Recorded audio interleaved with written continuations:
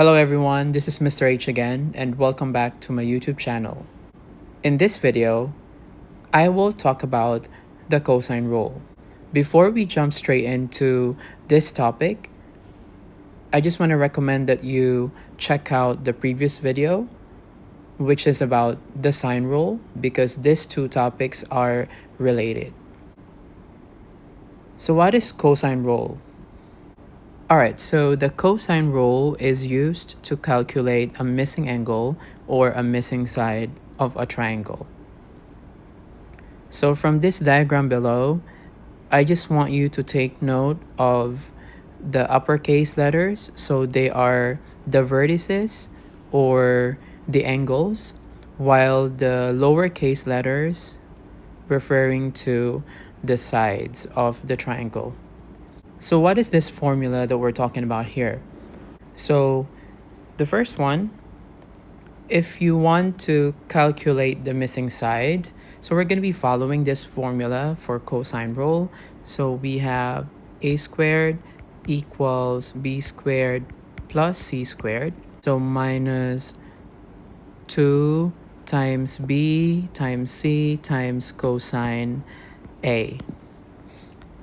Also, I need you to take note of this too. So whatever is on here should be corresponding with the angle here.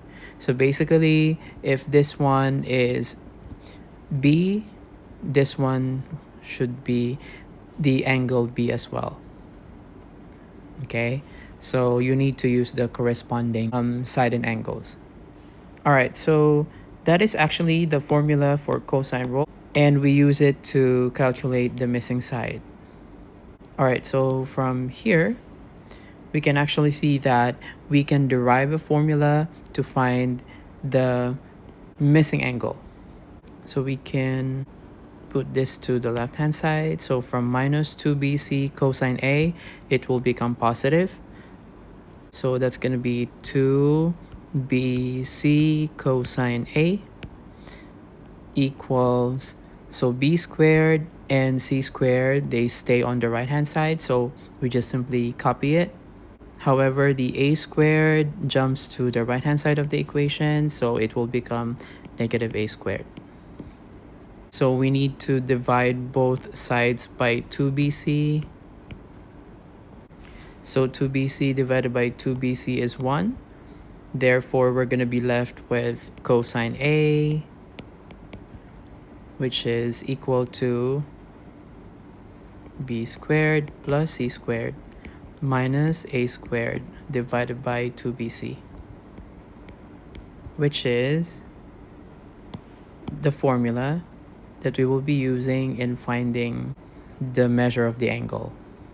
So please take note of these formulas because we will be using them in answering the example. Let's jump straight into our example to further understand this topic. All right, so we were given the following information here. And using this information, we need to find the measure of angle A, angle B, and the length of side C. Okay, so the first thing we need to do is to find the length of side C.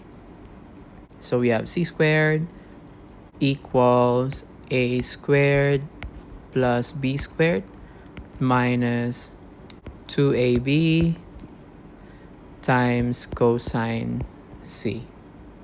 So like what I mentioned earlier, you have to take a look at this. So since we will be calculating the length of side C, so this one is here and it should be in jive with this one, since we were given the measure of angle C there, which is 65. Let's continue. So we'll have c squared equals a is 16, so we just simply plug in the values that we were given, plus 14 squared minus 2 times a is 16, b is 14, and cosine c is 65 degrees. And to find the value of c, we need to take the square root of both sides, right? So from here, the value of c will be equal to the square root of all of this. So this whole thing, you need to type in on your calculator. If we're going to round it up to 2 decimal places, so it's going to give you 16.21. So then again, just follow what the instruction is. If it's 1 decimal place, then you can always do the adjustment. All right, so after finding the length of the third side, which is 16.21, definitely we can proceed with calculating the missing angle. So we're going to start with angle A. To calculate the measure of angle A, we will be using this formula. So we'll have cosine A equals b squared plus c squared minus a squared divided by 2 times b times c. So again, take note, this one should jive with this. So to continue, we need to plug in the value. So we'll have cosine A equals b squared, so it should be 14 squared, plus c squared is 16.21 squared minus a squared divided by 2 times 14 times 16.21. Next will be cosine A. We need to simplify everything here. It's going to give you an exact value of 0.4467350401.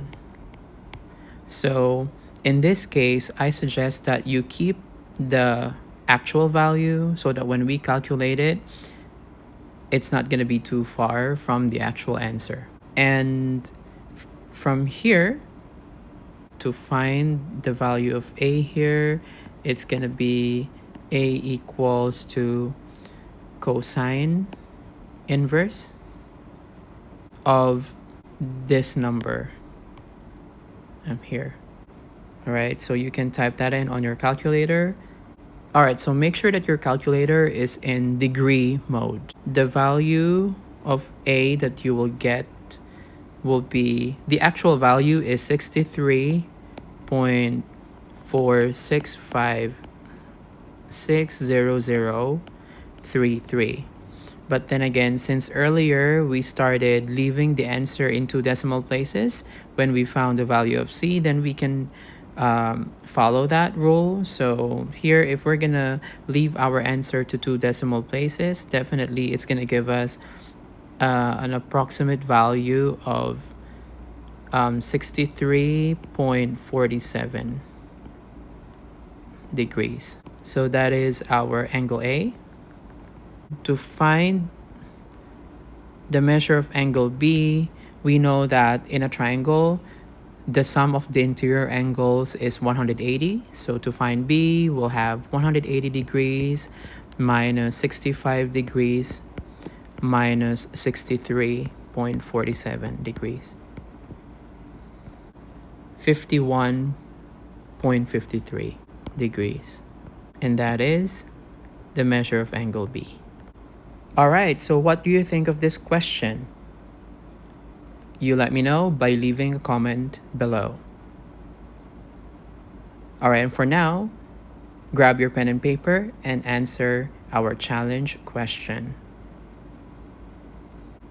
Calculate the measures of angle A, angle B, and angle C given the following information.